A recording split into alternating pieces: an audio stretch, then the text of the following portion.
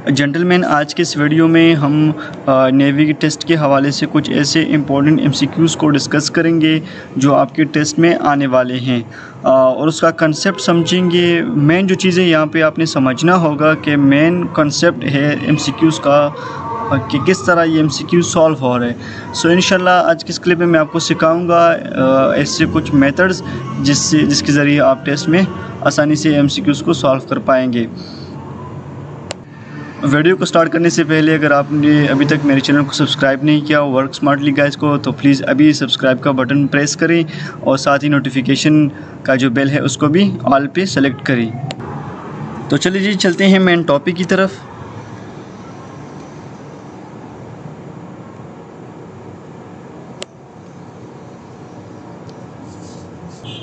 Okay, यहाँ पे एक एमसीक्यूज़ हमने दिया हुआ है, आपने इसके कॉन्सेप्ट को समझना है और वहाँ पे टेस्ट में आपने इसी तरीके से सॉल्व करना है इसको। ओके, सो एमसीक्यूज़ में कह रहे हैं A is the father of B. ठीक है, यहाँ पे मैं थोड़ा सा एक पिन सेलेक्ट कर लेता हूँ। A is the father of B but B is not the son of A. What is the relationship of B to A? कह रहे हैं कि A is the father of B। कह रहे हैं कि A जो है ये फादर है B का। ठीक है, मतलब A जो है ये बाप हो गया, ये मैं यहाँ पे लिख लेता हूँ बाप। ठीक है, और B जो है वो सन हो गया या बेटी हो गया।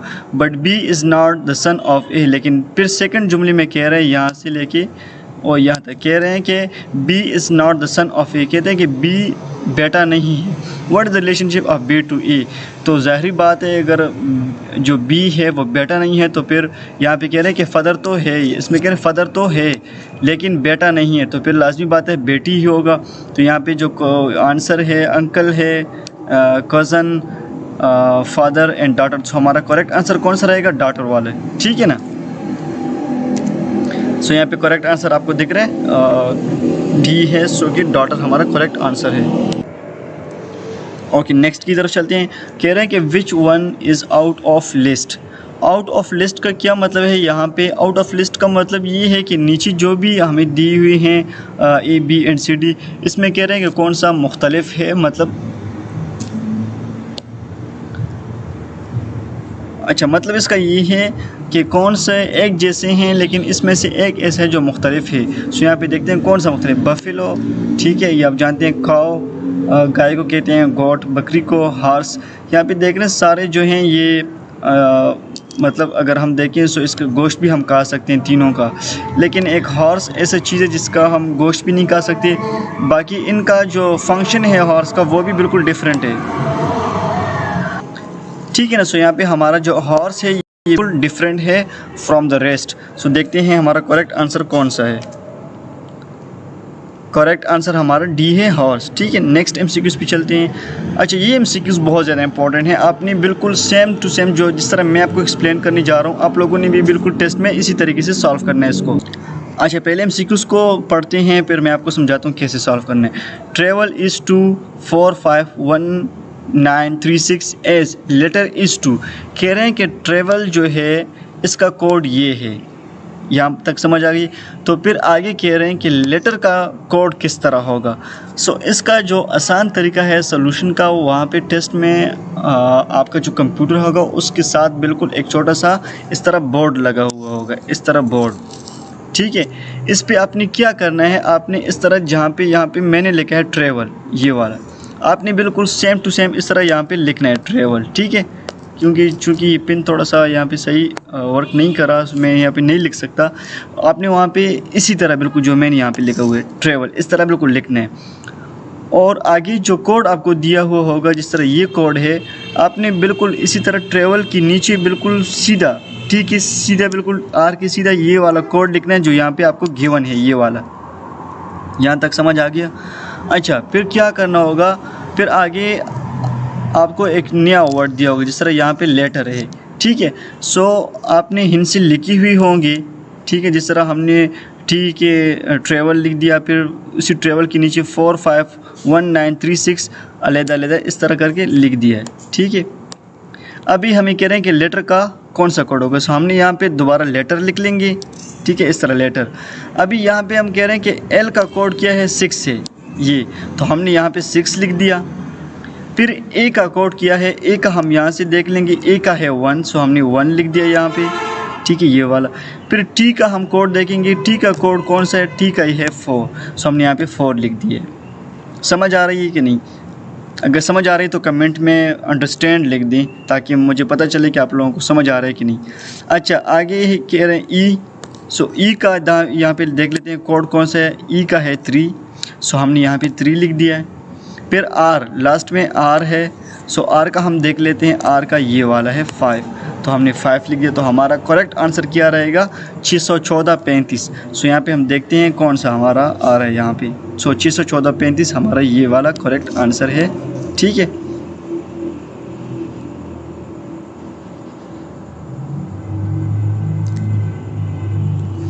Okay, bird is to nest as horse is to, ये सारी रिलेशनशिप वाले सवाल हैं। ऐसे सवाल आपको बिल्कुल आपको 25 to 30 MCQs आपको ऐसे आने वाले हैं। सो आप लोगों ने इसका तरीका समझना है।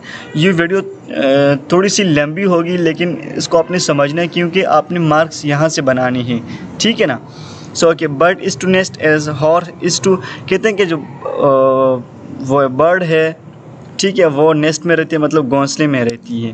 तो हॉर्स किस चीज़ में रहता है, हॉर्स की जगह क्या है। जिस तरह इंसान घर में रहता है इस तरह परिंदा जो है वो अपने घोंसले में रहता है। तो हॉर्स कहाँ पे रहते हैं, तो हॉर्स की जो अपनी जगह है, ऑप्शन हम पढ़ते हैं, स्टेबल है, फार्म है और हाउस है, रनिंग है। सो ठीक है, यहाँ पे करेक्ट आंसर जो है वो स्टेबल है। हॉर्स को जहाँ पे हम खड़ा करते हैं, जहाँ पे हॉर्स की जो अपनी जगह होती है रहने की, उसको हम स्टेबल बोलते हैं, ठीक है ना। इसके लिए उर्दू में भी एक बहुत अच्छा लफ्ज़ है, सो आप वो डिक्शनरी करके देख लें और कमेंट में बताएं कि स्टेबल का मतलब क्या है। कमेंट में टाइप आप लोगों ने लाजमी करना है, मैं देखता हूँ कौन कौन टाइप करता है। सो इसका जो करेक्ट ऑप्शन हमारा है वो है स्टेबल वाला। ओके, ये देख रहे हैं आप, करेक्ट आंसर हमारा आ गया है। ओके, नेक्स्ट की तरफ चलते हैं। What is which occurs once in February, ठीक है, यहाँ तक एक फ़िक्र हो गया। Twice in January but never in June, ठीक है। सो हमने इसको 3 हिस्सों में डिवाइड कर दिया है। एक हमारा ये वाला हिस्सा हो गया, ठीक है, यहाँ से लेके यहाँ तक ये। दूसरा जो हमारा ये है, ये हमने 2 में डिवाइड कर दिया, हमारा दूसरा हिस्सा हो गया टेस्ट का। ये हमारे इसका पैराग्राफ है, ये तीसरा, ठीक है। सो पहले को समझते हैं। कहते हैं कि फेब्रुवरी में कौन सा ऐसा वर्ड है, एक करेक्टर है जो फेब्रुवरी में एक दफ़ा आ रहा है। ट्वाइस इन जनवरी, ट्वाइस कहते हैं 2 दफ़ा को, ट्वाइस कहते हैं 2 दफ़ा को, ठीक है। कहते हैं ट्वाइस इन जनवरी, लेकिन जनवरी में 2 दफ़ा आ रहा है, बट नेवर इन जून, और जून में एक दफ़ा भी नहीं आ रहा। सो कौन सा ऐसा लफ्ज़ है, हम देखते हैं जनवरी में कौन से 2 लफ्ज़ रिपीट हो रहे हैं। सो जी भी नहीं है, एक ए है जो 2 दफ़ा रिपीट हो रहा है, और ये कह रहे हैं कि फरवरी में एक दफ़ा है। सो फरवरी में बिल्कुल एक दफ़ा है, लेकिन जून में बिल्कुल भी नहीं है, ठीक है। सो ये हमारा करेक्ट आंसर जो है वो ए है, ठीक है ना। समझ आ गई है कि नहीं? Okay, select the different one from the rest. कहते हैं कि नीचे कौन से में डिफरेंट है। सो पहला है लोकेट, डिस्कवर, इन्वेंशन, फाइंड। इन तीनों का जो मतलब है वो तकरीबन सेम है इन तीनों का, लेकिन लोकेट का थोड़ा सा मीनिंग जो है वो डिफरेंट है। सो हमारे यहाँ पे जो करेक्ट ऑप्शन होगा वो ए होगा, ठीक है। ओके, ये बहुत इंपॉर्टेंट MCQs है। इस तरह के मिसिंग फिगर्स आप लोगों ने टेस्ट में भी फाइंड आउट करने हैं। कंप्लीट द गिवन वर्ड, कह रहे हैं कि नीचे जो एक वर्ड है LNH, इसको कंप्लीट करें और इसका जो मतलब है वो खाने का निकल रहा है, खाने का, ठीक है। मील्स यहाँ पे लिखा हुआ है। सो कि LNH इससे क्या बनता है, अगर हम UCH लिखें, IUUS, सो अगर हम ऐसा लिखें LU फिर N लिखें फिर CH, तो इससे क्या बनता है, लंच, दोपहर का खाना, दोपहर का खाने को लंच बोलते हैं, ठीक है।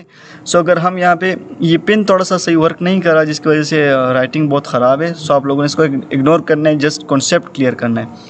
सो कि L के बाद अगर हम इस U को ऐड करें, फिर N इसी तरह रहे जो ऑलरेडी हैं, फिर एन के बाद सी अगर हम ऐड करें तो इससे लंच बन जाता है, जो कि हमारा ये करेक्ट आंसर है ए वाला। ठीक है। Select the next 2 numbers in the below series. कह रहे हैं कि जो नेक्स्ट नीचे बिलो सीरीज़ है इसमें ये इन खानों में कौन से आएंगे। ठीक है। सो 20 है, 20 के बाद 6, 24, 7, 28। यहाँ पे 2 किस्म की सीरीज़ चल रहे हैं, एक बड़ा हिंसा, ये बड़े हिंसे है, एक छोटा हिंसा ये। ठीक है। सो हम सबसे पहले बड़े हिंसों को समझते हैं। 20 के बाद 24 है, सो हमें 4 की एडिशन हमने की है। फिर 24 के बाद 28 है। ठीक है। सो 28 के बाद क्या आएगा। अब छोटे हिस्से को समझते हैं। 6 है, 6 के बाद 7 है। ठीक है। 7 के बाद क्या आएगा, एक की हम इसमें एडिशन करें। सो 7 के बाद 8 आएगा यहाँ पे। ठीक है। फिर 4 की हम इसमें एडिशन कर रहे हैं। सो अगर हम 28 में 4 को प्लस करें तो क्या आएगा, 32। तो 32 हमारा ये 8, 32 ये हमारा करेक्ट आंसर है सी वाला। ठीक है।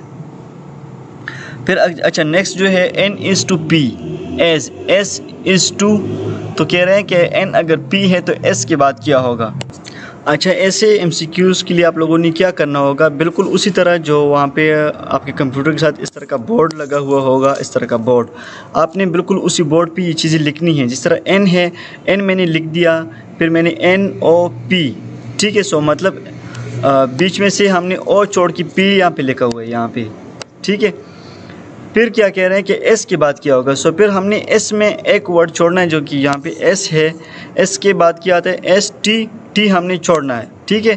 फिर हमने क्या करना है, u लिखना है। तो ये u जो है हमारा करेक्ट आंसर रहेगा जो कि यहाँ पे a में है। सो आप लोगों ने भी इसी तरह समझना होगा और यहाँ पे अपने जो आपका बोर्ड वहाँ पे गिवन है उस बोर्ड पे अपने लिखना है और जिस तरह इसी तरह से आपने आंसर फाइंड आउट करना है। समझ आ रही है कि नहीं जी। Okay. What come next following numbers. कह रहे हैं कि आगे नंबर में क्या आएगा। सो यहाँ पे अगर 2, 5, 25, 3, 6 आगे क्या आएगा। सो अगर हम यहाँ पे देखें 2, 5 है। ठीक है। 2 और 5 है, तो 2 और 5 को अगर हम एक साथ करें तो 25 बन जाएगा। ठीक है। फिर आगे है 3 और 6 है, 3 और 6। सो अगर हम इन दोनों को मिलाएं तो इसे 36 बन जाएगा। सो हमारा करेक्ट आंसर ऑप्शन जो है वो ए रहेगा। ठीक है।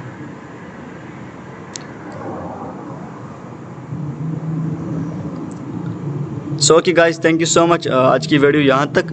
अगर आपको वीडियो पसंद आई है, कुछ ना कुछ आप लोगों ने सीखा है, सो प्लीज़ इस वीडियो को लाइक करें और कमेंट सेक्शन में बताएं कि आप लोगों ने कुछ सीखा है कि नहीं। Okay, thank you so much. अल्लाह हाफिज़।